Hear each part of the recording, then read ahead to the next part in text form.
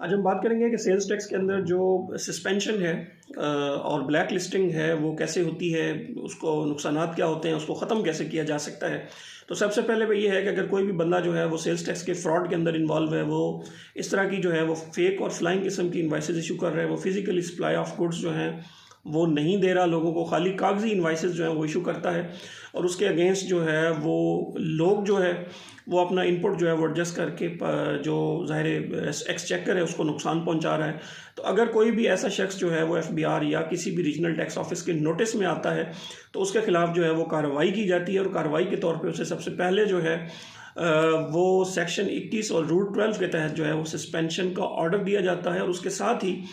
उसे सेक्शन 21 के तहत जो है वो ब्लैक लिस्टिंग का नोटिस भी जो है वो जारी किया जाता है और उसको ज़ाहिर है ये अपॉर्चुनिटी दी जाती है कि वो आए और अपने आप को आरटीओ की नज़र में क्लियर करे। नुकसानात उसके ये होते हैं कि जैसे ही आपका अकाउंट जो है वो सस्पेंशन में जाता है तो आपने जितनी भी रिसेंटली इन्वाइसेस इशू की होती हैं कोई भी पार्टी जो है वो उनका इनपुट जो है वो नहीं ले सकती। हालांकि आप उसमें अपना जो रिटर्न है वो ड्यूली फाइल कर सकते हैं, बट आपकी जो सेल इन्वाइसेस होती हैं, आपके जो परचेज़र होते हैं वो उसका जो बेनिफिट्स है वो नहीं ले सकते। आपको किसी किस्म का जो रिफ़ंड है या इनपुट है वो आपको अलाउ नहीं किया जा सकता सस्पेंशन की स्टेज के ऊपर। और उसके बाद जो है वो आपको जो नोटिस मिलता है उसके जवाब में आपको आरटीओ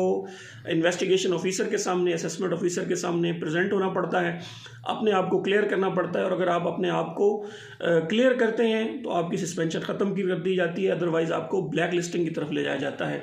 अगर आप ब्लैक लिस्ट हो जाते हैं तो उस सूरत में ज़ाहिर है जितना भी आपने फेक और जो आप प्रूफ नहीं कर सके वो सारी जो टैक्स की रिकवरी है वो भी आपसे की जाती है और आपका अकाउंट जो है वो तब तक जो है वो ब्लैक लिस्टेड जो है वो रहता है। तो इसलिए इससे बचने का सबसे आसान तरीका ये होता है कि जैसे ही आपको नोटिस मिलता है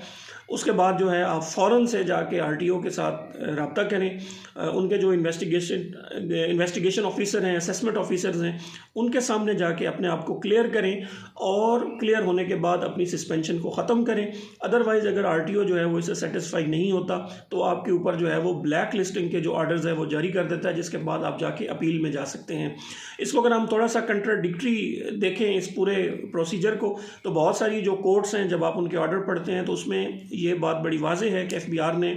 ये जो रूल्स बनाए हैं ये सुपरसीड करते हैं लॉ को, क्योंकि उन्होंने इसके अंदर ऑफिसर्स को ये बड़ी पावर दे दी है। क्योंकि वो जब सस्पेंशन के लिए जाता है तो वो डायरेक्टली सस्पेंशन कर देता है, उसमें वो टैक्स पेयर को बुला के पूछता नहीं है, उसे किसी किस्म का जो हेयरिंग है उसकी साइड जो है वो नहीं सुनी जाती। उसे पहले डायरेक्टली वो स्टार्ट ही सस्पेंशन से करता है और उसके बाद उसको ब्लैक लिस्टिंग की तरफ जो है वो लेके जाता है। तो इसलिए एहतियात कीजिए।